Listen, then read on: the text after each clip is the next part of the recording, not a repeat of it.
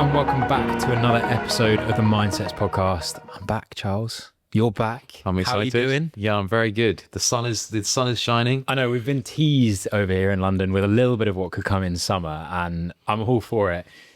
Charles has gone for shorts. Yeah. Charles is like head first dived into it. I'm still a little bit apprehensive. You have to commit. Yeah. I mean, you're also preparing because you're going off to New Zealand. I am, yeah. That's exciting. How long are you going for? Where are you going? 2 weeks. We're going for my sister's wedding, which is exciting. Having never been to New Zealand before in my life, I'm going twice in 2 years. I was going to say, you went last year for an extended This time last year, yeah, I was there as well. I said this to you as well. I don't think I could go to New Zealand and actually come back. Like from what I also saw last year when you went, incredible scenes. Do you know what? I wanted to, don't get me wrong, I loved it and it was an amazing experience and I'm very grateful to be going again. But it was slightly too slow pace of life for me. So I don't think I could live there. I could retire there though, maybe. Probably. It is a long way away. Well, okay. This episode is not going to be about New Zealand. We should clarify that before we get there. We've got two more interesting topics to discuss. The first one, I'm actually really looking forward to. The first topic is a physical topic, as usual. We're going to be talking about gimmicks. Now, I'm also aware that I have jumped past an exciting part where you get to give a bit of an interesting fact or what's going on at the moment. What have you brought to talk about today? I had two to choose from. Okay. And we're just going completely off topic. In Switzerland, it is, this is not, it is apparently illegal to only own one guinea pig. You need to have at least two. Really? Because they're social creatures and it's sad for them to be by themselves. I like that. Yeah, it's nice, isn't it? What on earth? Should that not just be a universal rule for guinea pigs? I think that should be a universal. Well, maybe not just for guinea pigs, but I want to know where that came from. You don't want to know. I didn't even have to look it up. It's just residual knowledge in my brain. Wow. Okay, amazing. Well, I'll bear that in mind when I go to Switzerland, move there, and also buy my guinea pigs from there. Cool. Well, now we're moving on the gimmicks. Get back to fitness. Gimmicks are an interesting thing in fitness. I feel like they come around very often. Yep. You've got an interesting opinion on what is a gimmick. Yeah. I feel like anything is gimmicky if you don't know how to use it. So this could be a long segment. Well, I've got a few things that I think are gimmicky, even if you do know how to use it. Okay. On our list. Yeah. I don't know if you've got a few things. Yeah, I might be able to agree with that. Okay. Have you got anything in? Well, if you haven't listened to the last episode, grind my gears. First thing I said, and probably upset a lot of people, was nose tape. And I stick by it. I'm consistent. I think nose tape is a gimmick. Yeah, I think because we discussed that one where it was like, I actually have used nose tape to help me sometimes when I sleep. Yeah. It helps me fall asleep easier because I'm not struggling to breathe through my nostrils if they're a bit blocked. But yeah, when it comes to actual athletic performance, gimmick. Yeah. It is a bit of a gimmick, especially if you are choosing the kind that looks a certain way and makes it obvious that you're wearing nose tape. Then yeah, but I've brought some personal things that I think are gimmicky. I'm excited. We've also had some of the listeners have written in with a few things that they think are gimmicky, and we'll discuss those. So actually, let's start off with some that we've had written in. We've had suggestions of grip strengtheners. Ooh. Most notably the ones that are like the spring in your hand. Yeah. Thoughts on that? Gimmick, no gimmick? Gimmick. Really? Do you want me to? Oh, yeah. Go on. It depends. There's different types, aren't there? Mm-hmm. They're all gimmicky. I think if you want to train your grip, there's so much more functional ways of training it than just sitting with the little spring thing. And they're never challenging enough. So you have to do 10 bajillion reps for them to even do it. And I don't see it being actually any benefit. I bought one. Classic. Yeah. Shock. Get me.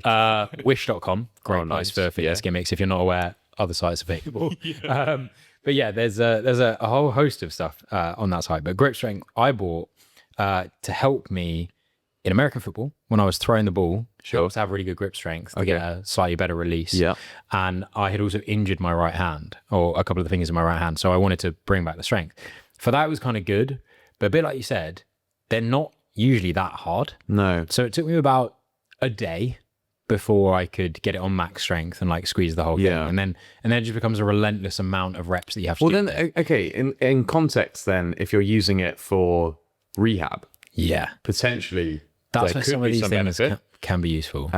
But there's so many other better things you can do in the gym. And a lot of the stuff that you do in the gym anyway is giving you grip strength without you having to even worry about it. Like rowing, for example, ski erging, deadlifting, anything you really hold in the gym, like dumbbells, like a dumbbell row. So I don't think you need to go out of your way to be like, oh, I need to get better grip strength. I'm going to get one of these spring-loaded grip strength training. Do they have a name? Gimmicks. Gimmicks, yeah. You can just get that strength anyway from the training you're doing in the gym. Yeah. On a similar topic then. Hang on. I do rate like big, juicy forearms though. I think that's like a flex. So you have a roadmap on your forearm. You got big forearms, like I rate that. So I don't know. Have you ever trained forearms specifically? For sure. I've not done it. But never with the spring loader. No. I've not bothered with the like doing the rice in the bucket. barbell. Oh, I've never done rice in a bucket. Come on. That's only Let's when not go down that road. when your phone's like full of water, maybe. Yeah. No, I'm not using rice for anything else Rice other in than the bucket's eating. a gimmick. Okay. Something else that's on a similar sort of topic. Well, not topic. We're talking about the same topic, but on a similar sort of thought process is a Bosu ball. Laura wrote and said Bosu ball, discuss. So for those that don't know or need reminding, a Bosu ball is like a medicine ball cut in half. Sure. With the like platform plastic bit that's put on top, so you can use it to like practice balance or something. Yeah. Talk to me. Discuss. There's very few pieces of equipment in the gym that I look at and don't understand what their purpose is. The Bosu ball, I don't know what that's used for. I don't look at that and go, I would definitely use that for X. I will say that I have possibly used it twice, but I will slightly defend it. Okay. Because Defend it on a similar thing to what you said before, prehab or rehab or injury recovery, they are quite good for knee like joint stability. I can see that. Yeah. Yeah, so I've done things like front foot elevated lunge, Sure. with my foot on that, just body weight, to be able to start to control and build up those stabilizing muscles around my knee. However, I'm not using them in workouts.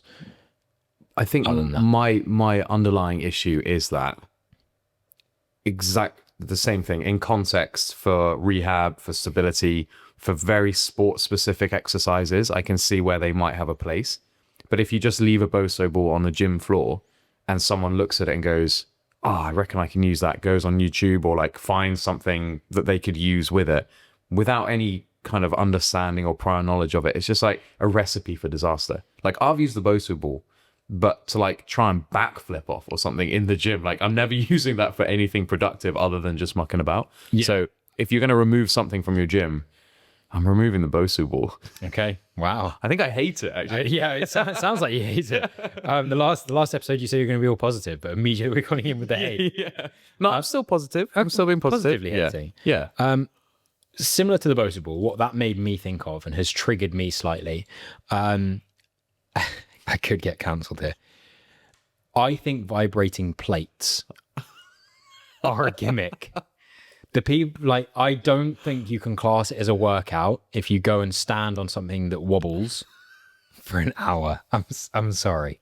I don't understand it. Again, I'm a bit like, that's one thing I look at in the gym. I go, I don't know what you use that for. Do you know what? I would go as far as say I bet there is a great benefit that I will never discover because we used to do this. I don't know if I should tell this story. We used to play a game at school because we had one in the gym. Right. We used to see who could sit on it the longest before like inevitably someone shits themselves. I don't know if that's the thing. Yeah. I don't know how you aren't just like constantly burping, feeling violently ill while on that. Maybe that is the benefit. When you like, if you go into a workplace these days, obviously health and safety is very, very key. If you work on a building site and you've got one of the digger things you have a time cap on how long you're allowed to do that because you get white finger from the vibration. But like, surely when you get off those things, if you've been on it long enough, like you can't really see and like you've got full body white finger, like you're all just a bit messed up. Oh, that's a weird thing, isn't it? Yeah, so I've got that. Similarly, also to your grinds my gears from the last episode,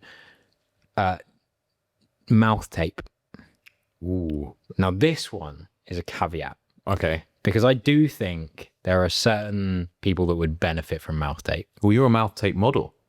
I am actually an mouth tape model. This is For those of you who don't know. for those of you that don't know, or for those of you that happen to see a weird person lying on the ground outside of the London Eye with mouth tape on, yes, I have been a mouth tape model for a company that was now shipping to the UK from America. I do think there is a gimmickiness about mouth tape. From the perspective of if I was to go onto things like TikTok or Instagram and I see everyone that promotes it, and I appreciate if you're not watching this is going to be hard to understand. But when you see the before and after that was typically taken supposedly 3 months apart, usually about 30 minutes apart, the first photo is talking about how their jaw shape has changed and they show you by looking down at the floor. And in the next photo, 3 months later, they're looking up at the sky and they've got this chiseled jawline. And it's as a result of using mouth tape while they sleep. I would argue that's a gimmick. Yes. I would, however, say that for some people that do overly mouth breathe, maybe have difficulty snoring, it would be a different way of using your airflow. So there may not be so much of a gimmick about that side of things. I guess it's that comes back down to what I say is everything's a gimmick unless you fully understand the benefits, why you use it, how you use it, what you can get from it. Will it actually benefit you, or are you just using it because you see someone else using it and you think that's going to help you? So I know some people who use mouth tape, gimmick. I'm also going to say for those that haven't tried mouth tape that I have seen so far tends to be kinesiology tape cut into small squares. So if you want to give it a go without necessarily going full in on a month package, you can give that a try. Other brands maybe use different materials, so you can consider that. Moving on. The next thing, which I once You do have a long list, though. I have two more, three more that I want to talk about. There is something I used to call a gimmick. Oh. Which you found funny, and now it's changed your mind. because you were there on the day that it had to change. Oh, God. Electrolytes. Oh, okay. Talk to me about your understanding of gimmickiness, depending on who is taking it. Again, it's am I drinking electrolytes because I think I should be and everyone else seems to be doing it, or am I drinking electrolytes because I understand the benefits to my performance and just my general hydration? Well, my usage of electrolytes has changed dramatically in the last year, as you know. So you can go back, and I would obviously recommend you do, go back to some of the older episodes of the podcast. And I talked to a nutritionist who actually used to make electrolytes for different companies. Largely, a company will find a different blend that's specific to them so they can market it as their own blend. It's a good blend. Quite a lot of what they add to electrolytes, especially if you're buying it in tablet form, is a lot of the ingredients are added to allow it to still be in tablet form, rather than if you buy it in a sachet, obviously it just comes out as is. However, there isn't really necessarily a scientifically known right blend. So I always just added a bit of salt to squash because I knew it was salt that I was probably low on. Yeah. And then I remember Charles programmed me a session, well, some other people as well. And I've never cramped before an exercise, which is another thing that led me to believe that electrolytes were a gimmick. And then I got stabbed in the back of my leg while on a bike. And I genuinely turned around because I thought someone had like put something into my leg. And I had severe cramp. Was like, cool, I'll stretch it. I know that's what you're supposed to do. I'll get back on the bike. And as soon as I touched the bike again, it cramped up. Next thing I know, I'm lying on the floor. And I aerobically felt fine by this point because I've rested. And I was getting really annoyed because everyone else was still doing it. And I'm going to get a sad face, which is what Charles writes down if you bail on part of his workout. And I got my sad face, but I was literally unable to stand up because of the cramp. And then you gave me a packet or a sachet of this electrolytes. And after that, I started investing in electrolytes and drink them. However, I kind of went the other way from that. I was like, I need to drink electrolytes every single day, even on days that I'm not training, because there'll be some sort of benefit to my body. Sure. I have then done more research and more listening to other podcasts with talking about the science of it. And there isn't necessarily a proven science, and this is why there's so many blends. There's no proven science as to what is the right blend for you as an individual. And there is an understanding of the benefits of these things that we have in electrolytes, so magnesium, potassium, and sodium, and their ability to help you transfer fluids and actually get into your cells at different rates. Yeah. But as a result of that, and knowing that we actually get most of it from our diet anyway, I now only have electrolytes in and around my high intensity training where I am sweating a lot and I'm losing a lot of fluid. Yeah. But I wonder if it's the same for you, or if you go for a staple, you only drink electrolytes. I do absolutely everything to stay away from giving unsolicited nutrition and supplement advice. So I'm speaking only from personal experience. I don't drink enough water. And I know that's something I'm working on. So I turned to electrolytes as like a compensation for that, because I knew I was getting so dehydrated, and I was like, this can help me out. It's short-term solution. And similar to you, when it's hot and I'm training a lot and I'm sweating a lot, I typically will have some sort of electrolyte in and around big sessions, but I'm not drinking them daily. I went through that stage as well, because I was like, that was gimmicky as well.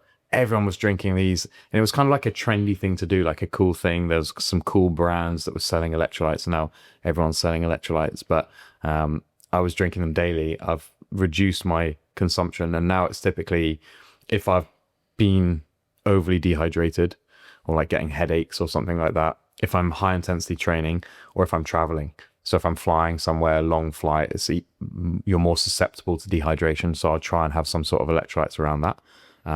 But yeah, other than that, I try not to. It's true. Yeah. It's true. Well, it's because I think it's like, if your diet isn't spot on, then it's like, stop trying to supplement it with other stuff. Sort the basics out first and foremost. And like you say, you can get a lot of the nutritional benefit from your actual diet rather than supplementing first. Yeah, big time. And I think that, like you said there, fix that first before you go looking for expensive products. And to be honest, they are quite expensive. What they are, yeah. And some of them do taste nice, some of them don't taste so nice. Yeah. So find ones that you like and be willing to spend on those, but keep them to a minimum where possible, because otherwise, if you're overusing them as well, then you're just wasting your own money. But also, it's probably not that healthy for you to have too much of something if you don't need it. The next thing on my list is nylon plated shoes. This is a pet peeve of mine, because I have a lot of people over the past year or so, as I talk more and more about my opinions on fitness, and people start to believe me for some reason. Thank you very much for tuning in, by the way.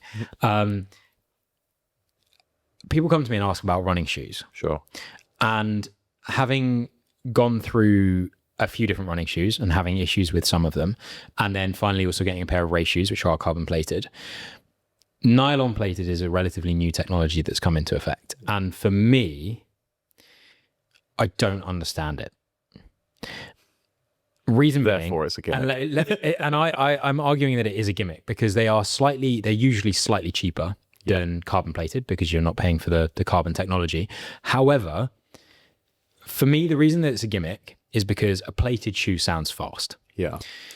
If you are doing your easy runs and you're just getting your mileage in, get an easy runner shoe that's just foamy and is likely to prevent you from injury, but feels nice to run in, is comfortable, not going to cause any injuries, hopefully. If you want a race shoe, get a race shoe. Carbon plated, proven benefits, up to 5% on your running efficiency. Nylon plated shoes sit around 2 to 3%. And the reason for nylon shoes, or so is put forward on the marketing, is that you get some of the efficiency benefit without necessarily the injury risk if you were to run in carbon plated shoes all the time. My argument is, you've just created a shoe that's the worst of both worlds. I'm not getting the performance benefit of a carbon plated shoe, but I'm still getting the injury risk of a non-comfortable running shoe. And that is why I think nylon plated shoes are a gimmick, because they don't do any of their jobs very well, but they sound good. I think that's quite a valid justification for a gimmick. Cool. I was expecting more of an argument against Well, I do like the idea that you don't have to spend your whole bank account on a carbon shoe.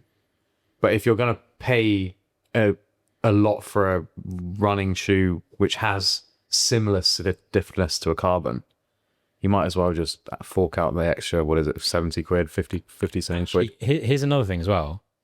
Plated shoes have a lifespan. Yeah.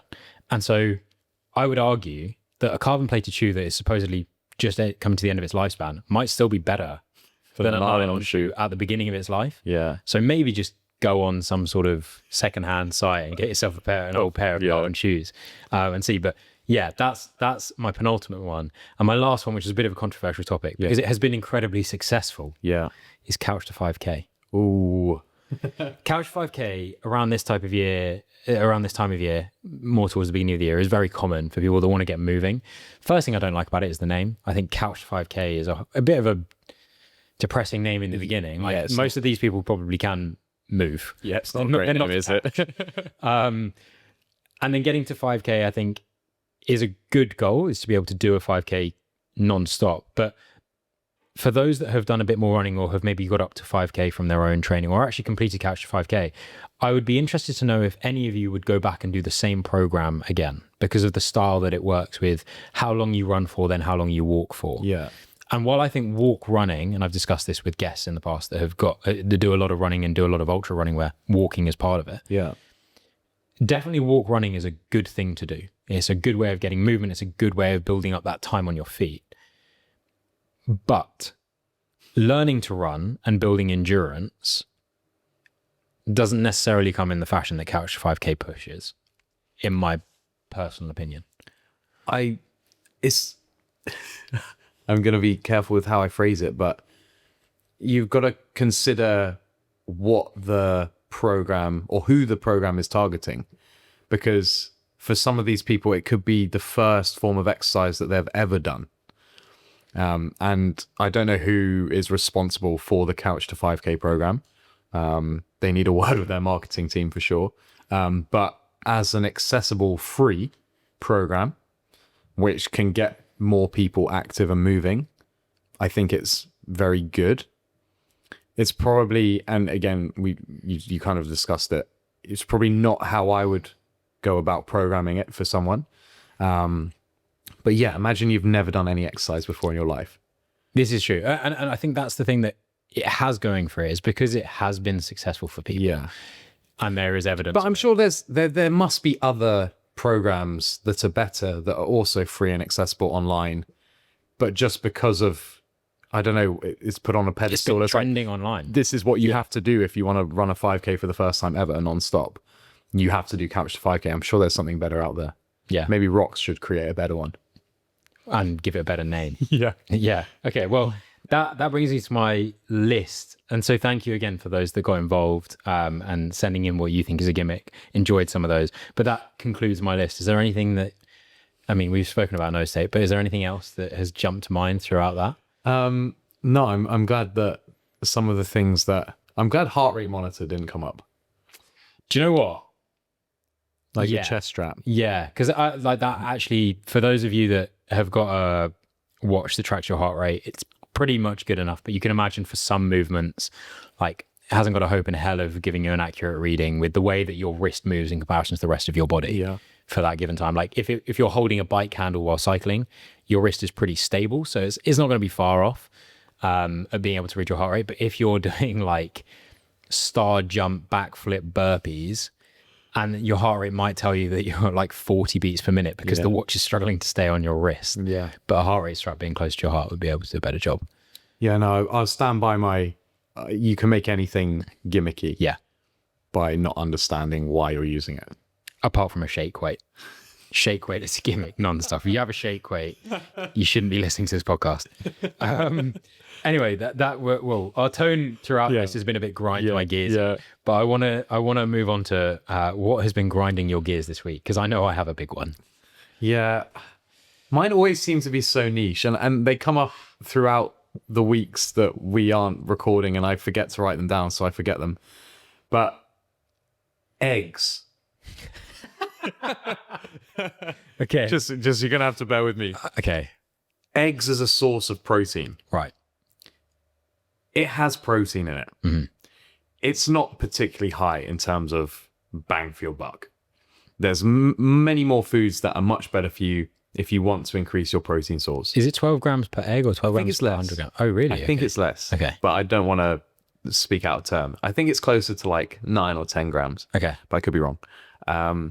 Either way, per egg, you're not getting that much protein. I've seen so many people recently, I think it's my algorithm is getting me on social media, being like, to improve your protein intake, just eat more eggs. I'm like, no, that grinds my gears. Okay. Do you know what? Egg whites, Yeah. if you can separate them out, Yeah. then we're starting to look at good. Buy egg white in a carton. You've seen that. Yeah. And like supplement that with your scrambled eggs or whatever. But again, just eggs in general, there's way better.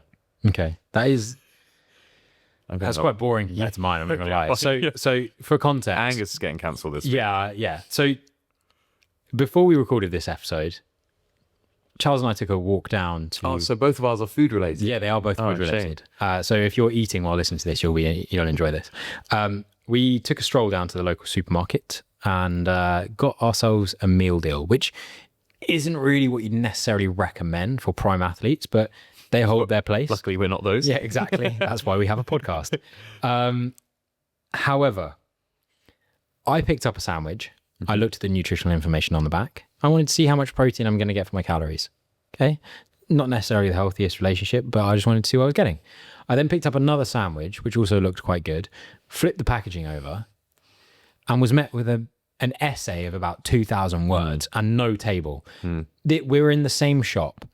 The sandwiches are in fact next to each other in the same apparent packaging. Why is there a word search going on? Yeah. Why are they making it so hard for me to understand? The next thing that spiraled into was just sheer aggravation at meal deals in general. So I don't really want to call out specific companies here, but Sainsbury's, right? Okay. That's exactly what I'm going to do. Sainsbury's sometimes, and actually, to be fair, other supermarkets have started doing this as well, because clearly Sainsbury's has had a lot of success with doing it. We'll put in items in the meal deal section that are not in the meal deal, so that you pick them up, you make it to the till, you scan them, go, oh, it's not in the meal deal. I can't be asked to go back and get the right thing. It's too embarrassing to go back. It's too embarrassing to be like, I don't know how to read. Yeah. So you buy it and you pay full price for a meal deal that should actually have cost you whatever it is, £3.75 or something for your Sainsbury's. That's one issue I've got. The next is what that has caused in these brands that work in the meal deals. So don't get me wrong, meal deals have absolutely come on leaps and bounds in the last few years with some of the products that are available. You can now get protein bars and that sort of thing in there. However, I would argue you can't get protein bars anymore. You can get half a protein bar. Yeah, the mini ones. Because they've started doing mini ones. And again, in the same sort of method, you will see the big one next to the little one. So I'm going, I'm in a rush. I need to grab my meal deal lunch. Get to the till. Oh no, sorry, sir. You can only have the one that is half a bite. And you must also trek all the way back across the store to go and get that. Otherwise, you must pay me an extra £3. Yeah.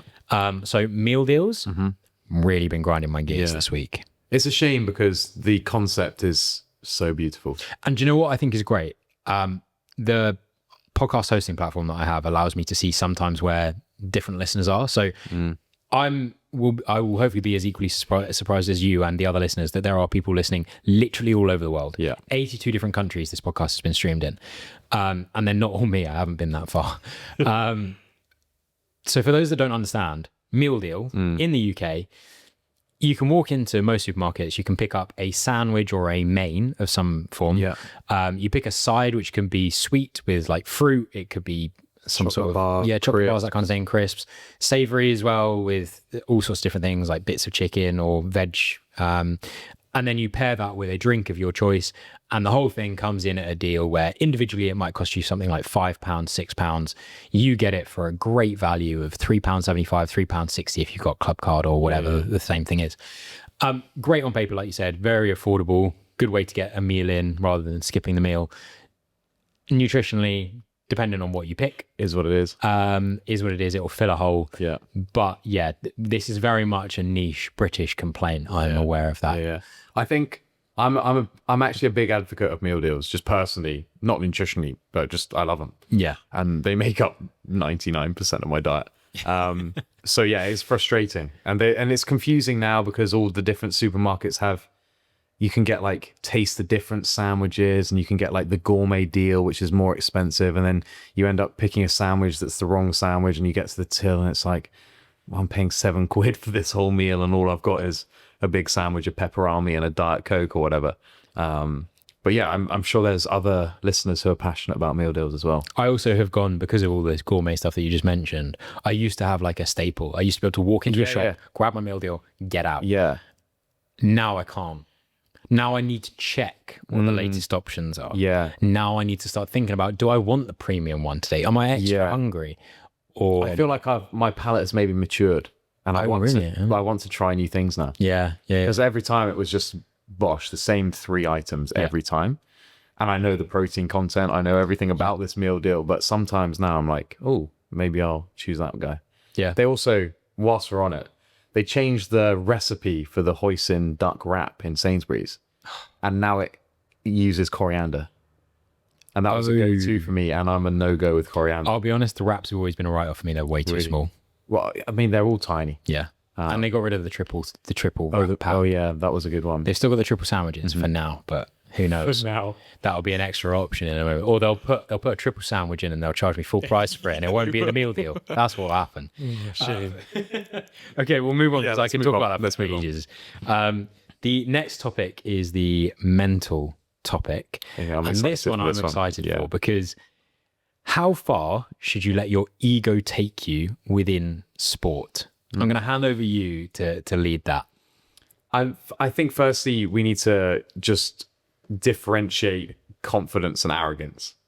Okay. And I say this always, and I've always believed this, when you look at, especially in individual sports, the top sportsmen and women, they have this kind of like air of arrogance, kind of air of superiority or whatever over everyone else. And you have to have that in top level competitive sport. Otherwise, you'll never be the best. Like, you have to truly believe in yourself and truly back yourself to be able to beat anyone on any given day. So that whether or not that's ego or not, I don't know. But you need to have something about you where you can literally look in someone's eyes and go, yeah, I'm going to beat you. And that doesn't come if you don't have some sort of ego around your ability. Well, what I was going to bring into this is the main point is, if you look at historically some of the greats, we're talking Serena Williams, Tiger Woods, Lionel Messi, Pele back in the day. These are all people that are greatly appreciated within their sport for how they are, but not all of them are actually greatly appreciated for who they are as a human being. Sure. Because they don't necessarily get along with everyone. Right. And they do stand out for that. But that is also the same thing that makes them so great as an athlete. I can't agree more, yeah. And you see it now. I mean, in sprinting at the moment, Noah Lyles is becoming one of the more well-known names. Yeah. He's an interesting character. I'm glad you brought him up. But he's very much determined to not necessarily be liked. But I'm also like, you compare him to Usain Bolt. Yeah. Usain Bolt's a huge character. And I think he has the same kind of air about him where he knows he's the best. But he's backing that up with results, whether or not you like him. I think everyone did seem to like Usain Bolt just because he was the guy. Noah Lyles, though, he doesn't always back that up with results. And that, for me, is like, that's just cocky and arrogant. Because he's like, I'm going to win. And he goes out and doesn't win. You're like, well, you can't really say that unless you're for sure. And Usain Bolt was for sure he was going to win. So I'm just like, Noah Lyles is... And maybe that is it. He's just a bit grating. Like, I love him and I think he's an amazing athlete. But it's just maybe sometimes a bit too much. And that's the borderline where he's going out of his way to act a certain way.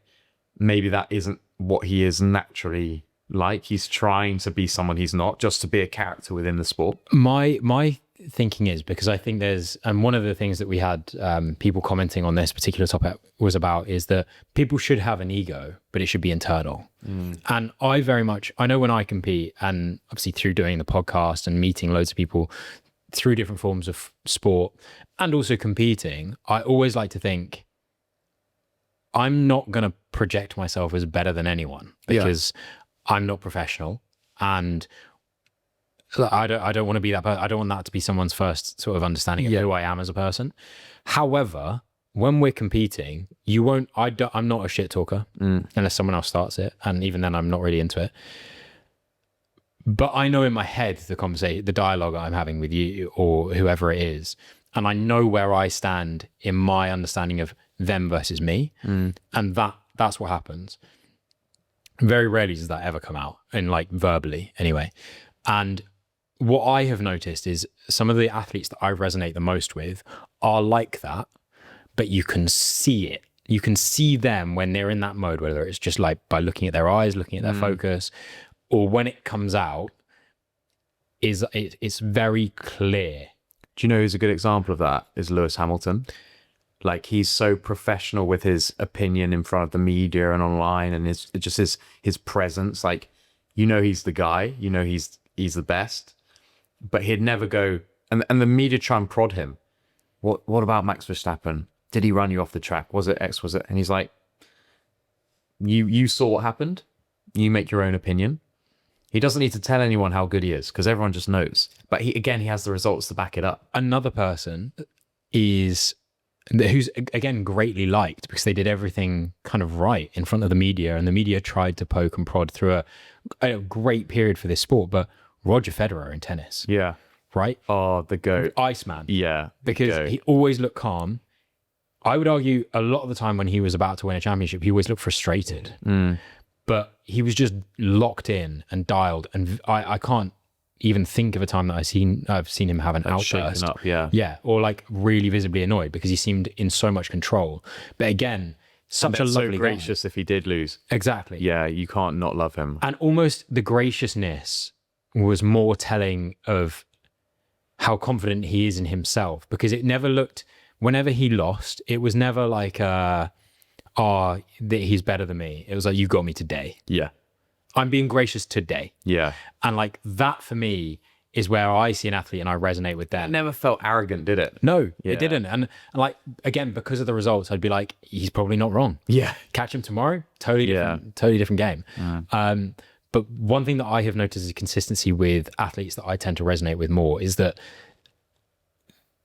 they do their thing, and they do their thing very, very well, and they don't scream and shout about it, but they end up getting demonized because they're good at their thing. Oh, yeah.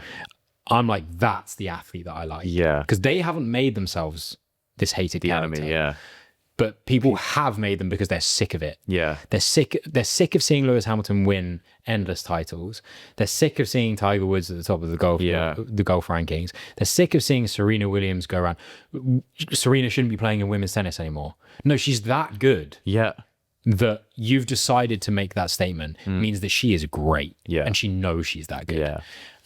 Once you're on that level, when people just start like hating you because you're winning, it's ridiculous. Yeah, you've made it. Again, one of the brands that's done really, really well off that, especially recently with a campaign, is Nike with their like about winning and what it takes to be a winner, and like winning isn't for everyone. Yeah, I think is an awesome statement, and I think that's really what it comes down to. Is while I'm sat here and I know I'm not going to go professional in any sport, I've left it too late. I've been too indecisive about my sports as I've grown up. I find the mentality of it fascinating, because I definitely can see points in my sporting career where I didn't have enough of an ego to push myself to take the opportunity that I should have done in hindsight.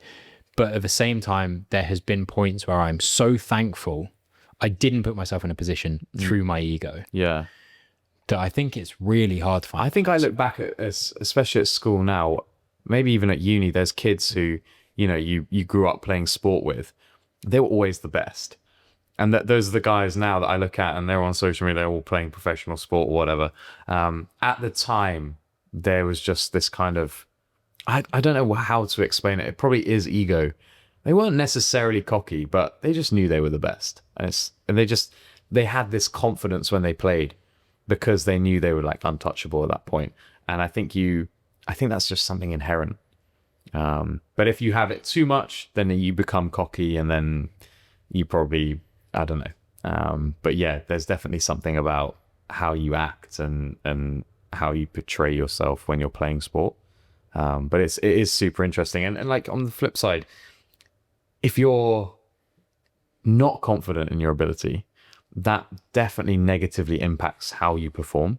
And you just have to put it into context of what we do at the moment and how we train. If I do a session or I compete and I'm confident in my ability, 99 times out of 100, my performance is way better. rather than going in intimidated by the environment or what I'm trying to do. So you definitely need to have something, even if you're not a cocky, arrogant person, just be able to flick a switch to go, I'm in competition mode now. I'm confident in myself. I'm going to push myself. I'm going to invent a thing in front of you and everyone that's listening right now. I'm going to call it the ego lag scale. Okay. The ego confidence lag scale, because what I can see here is we're kind of talking around having this level of confidence and how that interacts with your ego and where that pushes you in terms of your performance. If we talk about Noah Lyles, who, as an example athlete, and a lot of athletes will do this, will say that they're going to achieve this thing, and then they don't necessarily back it up with results.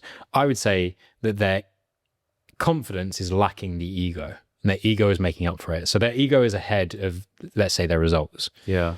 I would say on a total flip side, and if I talk about myself here, throughout my sport, and again, if we talk more recently about what I've done in my high rocks competitions when I've gone out there, my ego has severely lacked my internal confidence. My internal confidence comes first because I do the sessions. When no one's watching, I know what I get done and I know where I quit or if I quit. So when I turn up on that start line, my ego, and I've spoken about this, my opinion on this is slowly changing. I would always be at the back of the start crowd because I wanted everyone to go first. I wanted them to get out of the way so I didn't have to tussle and fight or get too caught up in someone else's race because I wasn't confident enough to stick to my own strategy. And so I'd wait at the back of the start pen, let everyone clear, and that would start. I needed to do that, and I was going to do that until I got a time where I thought, okay, that was a good time. Like, you're actually not deserve to be at the front. I deserve to consider tussling with those that go off hot. I now, and I still haven't decided what I'll do the next time I race, but I am now at the point where I'm confident enough in my own strategy to not get caught up by anyone else's ego or confidence in what they do. And so I would say that my confidence is ahead of my ego. And that's the position I would always want it to be, because I still have the ego. It just delays by about 2 to 3 months. And what that does really nicely for me is the ego supports my confidence if my confidence starts to lack, because my confidence falls back on the ego. Yeah. The problem that I see, in my personal opinion, with athletes that ego has to fall back on confidence is I feel like that is a much more treacherous cycle, because if your ego has to fall back on the confidence, but you don't have the results to back your confidence up, or whatever you're doing in your training sessions, look arrogant. Exactly. Yeah. That's where you start to slip, and there becomes this more opinionated. And don't get me wrong, you might have the performance that actually then backs everything up, and all of a sudden you're like both of them at top level on this scale, and your ego can go ahead of your confidence again. But I always like to have the confidence side of things in the knowledge of results ahead of the ego, and then the ego just pushes me along. But then I'm like, is that the reason why the best are the best? Yeah, I'm not willing they're to. scared. They're not scared of like putting it out there and going, because you listen to Hunter when he talks. I saw a clip last night on Instagram. He was on some podcast and he was just like talking about lifestyle and how he can balance everything. And he's like, yeah, and I'm still the best. But he knows it. Yeah. And it's like, it sounds arrogant, but for him in his head, it's not arrogance, it's confidence. Because he's like, I'm going to do it. And he does go out and do it, and he runs crazy fast times. He's got the fastest time. And that's the thing is I'm not confident enough to let my ego overtake my confidence. Yes. Yeah. If that makes sense. Like, I could sit here right now, I could talk about the events that I've got coming up and what I expect to do. I could say my honest truth right now of what I would expect to do or what I'm hoping to do. And I'm not. Yeah. Not because I'm going to claim that I'm going to break a world record or I'm going to go faster than Hunter McIntyre or anything like that, because I know I'm not at that level. But I'm not even willing to do it and say what to some people would be a severely mediocre time, just because I don't want to do that to myself. And I do think, like you said, that is probably the difference Holding between you back, me maybe. and reaching another level of elite. And again, that could change in 6 months' time, because I could in 6 months' time have achieved enough times where I'm confident enough to be like, do you know what?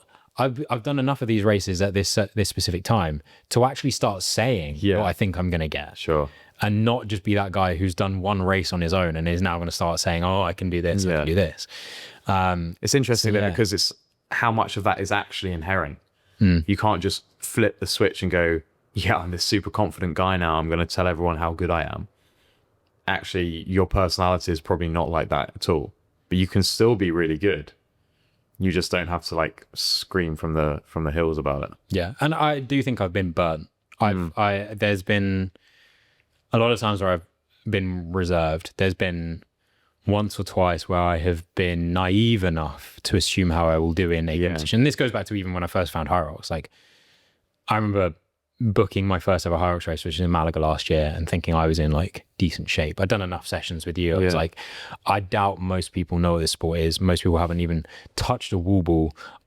And I'm there being like, I can do this many wall balls, no problem. I got to High Rocks Malaga. I walked into the warm-up area. I remember 10 minutes before I was supposed to go, I realized I've never touched a sled before. So I'm looking at I was going into this weekend thinking, these people haven't done a High Rocks workout. I think I'm going to do pretty well at this thing, having also not touched two of the stations myself. And also walking into suddenly see that everyone is in like ridiculous shape. Yeah. And being like, oh my gosh, I'm actually in really bad shape in comparison to these people. I shouldn't have gone in saying the time we were hoping to get, because it just didn't make any sense. I had no platform to put that on. And that is probably another reason why now I'm so reserved in like actually saying or caring enough to a degree what other people think. Yeah. Because it's your result and it's you versus you when you're running a solo High Rocks race anyway. Exactly. Yeah. Or doing anything individual. Yeah. Yeah. It is fascinating. But I think because everyone's got their own way, I don't think if you're sat here listening to this and you're thinking, oh, I'd never scream and shout from the rooftops. Like, we're not necessarily saying that you need to, but maybe you need to start understanding that relationship between your confidence and your ego. And if you're someone that you're naturally happy to tell everyone how you think you're going to do in competition, well, actually, could that be holding you back?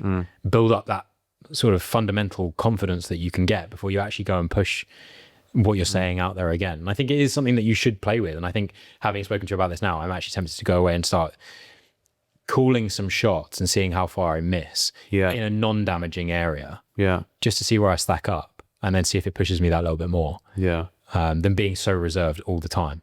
It is interesting. Okay. Yeah. And at the end of the day, there's no right or wrong. I think as long as you're using your ego positively and it's not having a negative impact on anyone else, and you're not like going around like you say, shit talking other people, calling other people out, or saying I'm so much better than this person. I'm like, it's always better to put your money where your mouth is and prove it. But if you are one of the best, then there's nothing to prove, because you already have those results and you can basically say what you want. And as a piece of advice on that topic, let your ego control, like Charles just said, you.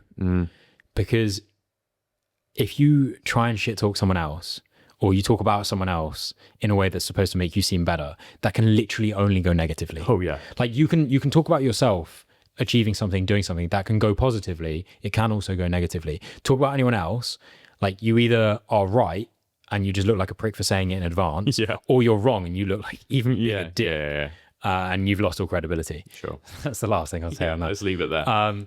Cool. Well, that brings us towards the Roxd section of the episode, which I believe the most exciting is another part. quiz. Charles has actually been really prepared with this one. He told me last night that it was a great quiz. So I'm excited for this. Is that me being arrogant, talking about my quiz, saying it's a great quiz? You know what? Yeah, it could well be. There you go. Well, we'll see if this is what you need to do. Yeah. Although, one quick thing we did mention in the last episode. Oh yeah. We never gave you the answer to Serena Williams. So if you haven't listened to that, go back and listen. You'll enjoy that quiz. But the last question that we left with an opportunity for you guys to answer is how much Serena Williams had earned in her career purely from competition earnings. Sure. And your guess was $130 million. That's right. Yeah. The correct answer was $95 million, the closest $1 million. I think it was 94.8. I'm not overly disappointed with my guess. No, I think it's fair. And it's always difficult to understand because we're talking about purely competition earnings. Over such like a long, successful career as well. And like most of the earnings from athletes at that level by this point in their carear when they come to it is sponsorships and stuff. Yeah. And I mean, if that's her earnings from competition alone, I can imagine that it's quite a lot more. Yeah. But yeah, so if you got close to that and you listened to the last episode, congratulations. I will have checked through the comment section on the last YouTube video. I wonder, Charles, if there's going to be an opportunity for anyone to leave a cliffhanger for anyone else for the next episode. Maybe. Okay. Well, let's go. Let's fire. I hope no one goes back through the episodes and counts up how many of the questions I get wrong. Well, you got... I can't remember what it there's was like in the last an episode. embarrassing amount that I get wrong. I know going into last episode, it was 3-1 or 3-2 to me. I only got 2 right in the original. In the original first quiz, okay, fine. But then let's just... No one do that maths. I'm going to go and do that for sure. Okay, question number 1 of the Roxd sponsored quiz. What is the time of the fastest ever beer mile? Okay. So for those of you who don't know, beer mile is a 1 mile run. It's run on a track. And every 400 meters, you have to chug a beer. Yeah. I don't know the size of the beer. Now, I believe it's just a bottle. It's a bottle. It's a 330ml bottle of beer. Easy. Do you know what's so bizarre about this? I was thinking about this on the way here. Really? Yeah. Because I have watched a race, and what I didn't know is that it's actually a pretty serious, a legit sport. Yeah. Sport. Yeah. So there's like the area. There's like a 20-meter area. I think that you're allowed to consume the beer within. Yeah. These aren't non-elite runners that are doing it.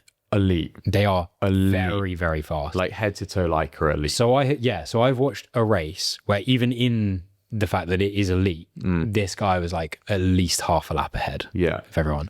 And I can't remember the time, and I don't know if it was a world record, but I'm going to go ahead and say something absurd. Okay. Bearing in mind the 4-minute mile is incredible. Yeah. And it's been broken now by like high school kids, but like that is still an incredible achievement. Yeah. I'm going to say to drink 4 bottles of beer. Sure. And run 4 laps of a racetrack effectively. 4 minutes, 33 seconds. The guy's close, you know. You probably have to give it to you. It's 4:28. That number was in my head as well. 4:28. 4:28 is absurd. Yeah. When you think about it, we'll have to put a link to the YouTube video because it's amazing. Like the watching him. It is genuinely very, very impressive as well. And the fact that I don't think you threw up after. Don't know. I can't remember seeing. I don't know if that disqualifies you. Yeah. There's like a certain amount of time afterwards that you can't be sick. I don't know, but yeah, it's ridiculous. Okay, easy one. Okay. How many majors has Tiger Woods won? Oh, majors, just majors. Easy one. We talk about him enough on the podcast. Yeah. Again, there's a number in my head, and I actually think it's higher than that. It's a lot higher than that. Majors. Has he won 18?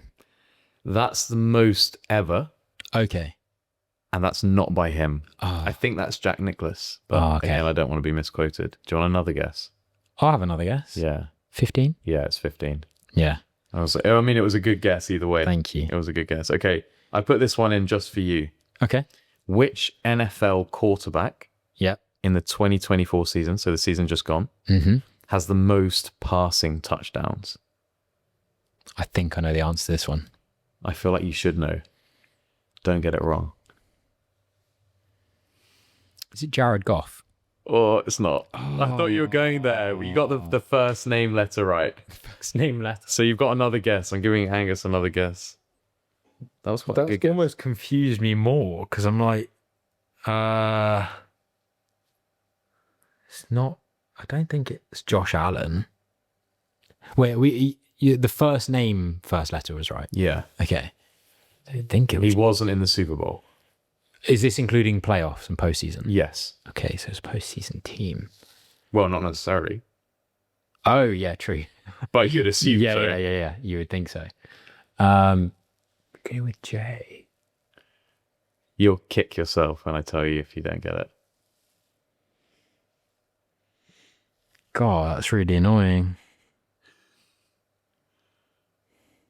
Do you know what's hilarious? Is I would love to tell you all the names that come into my head, but it's literally zero names that come into my head. Great. I'm thinking about all of the quarterbacks, and all the ones I can think of are retired. He's cool. He's really cool.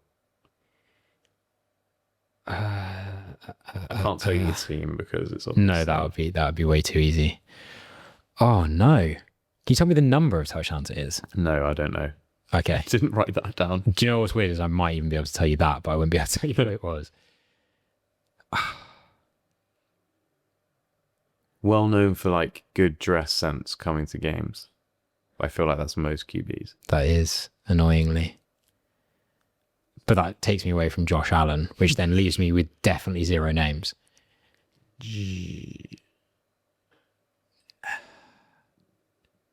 God, this is embarrassing. I'm just going to concede.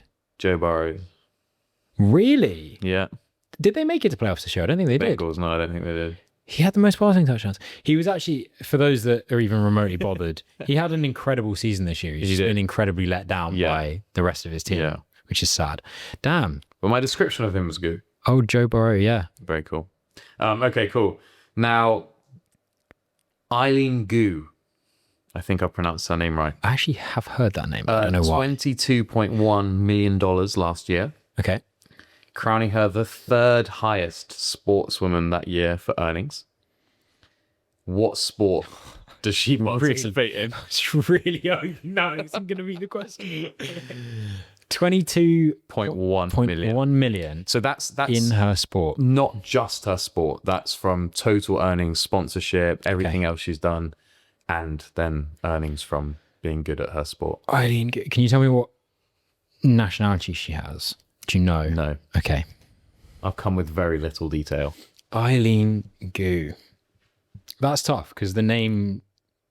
Well, what I'm trying to do in my head is like associate the name with a region and then a region with a sport. Sure.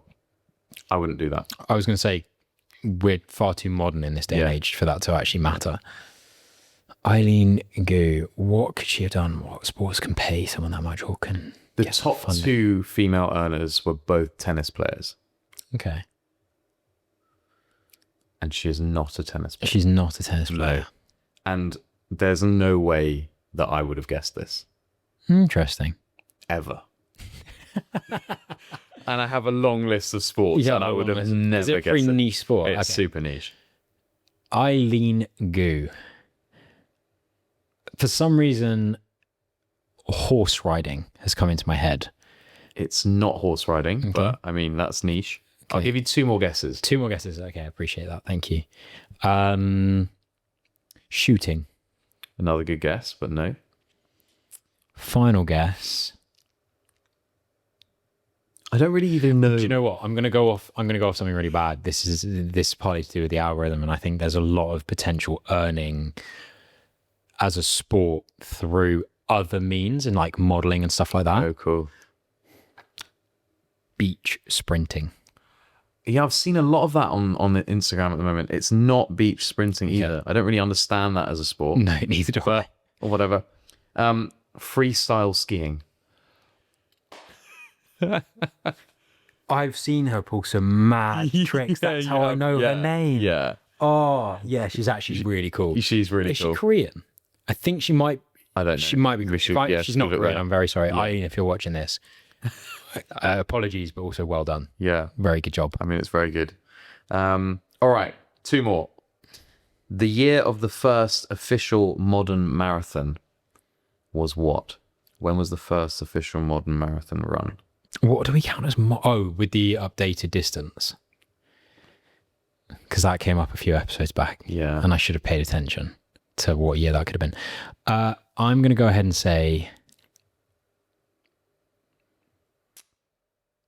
19. I'm going to stop you. That's wrong. That is wrong. Okay, I'm going to say...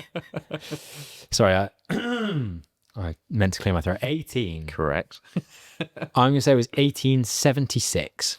It was close enough. It was 1896. That's not that close. Yeah. Well, you got the 18s right. You didn't let me have 100 years. No, I got 20 30. Yeah. 1896, first marathon. Yeah. By chance, because I want to know. Yeah. Do you know what time the winner ran? No idea. Okay, I kind of want These to know are that. follow-up questions. Yeah. Okay, cool. See how many of them you remember. We'll see if we can make every episode a link. Yeah. Yeah. All right, the final one then. How many players on a netball team?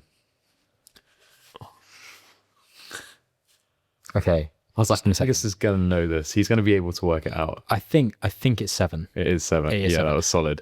Funny, I'll do this very briefly. I played netball at university.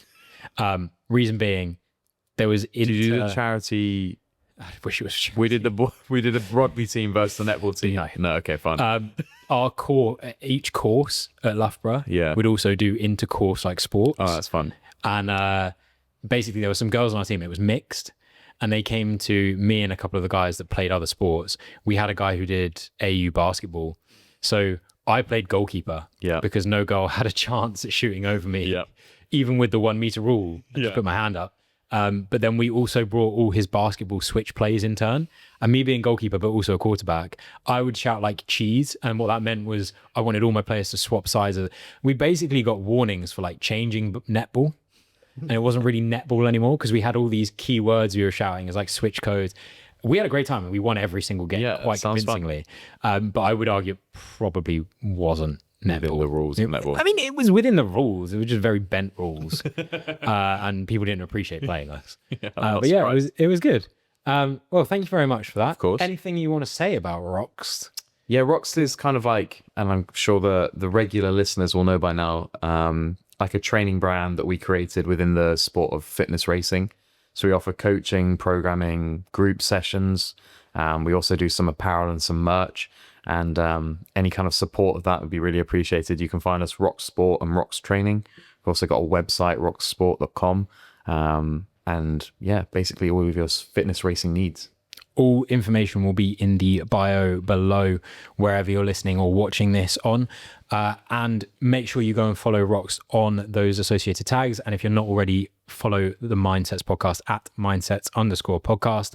Hit subscribe, share with a friend, put it in your family group chat. And let's see how much further we can grow this. Also, feel free to write in with your topic suggestions. If there's something you'd love to know more about within sport, or you just love to hear us discuss and get cancelled over with our opinions, then we're obviously more than happy to. But thank you very much for your support so far, guys. We're really enjoying doing these episodes and I hope they continue. So Charles will probably be back a little bit more tanned. I hope so. I'll turn the lighting so I can look a bit more tan and we can look level. But have a lovely trip. Thank you very much. And to you guys listening, I look forward to seeing you all in the next episode. With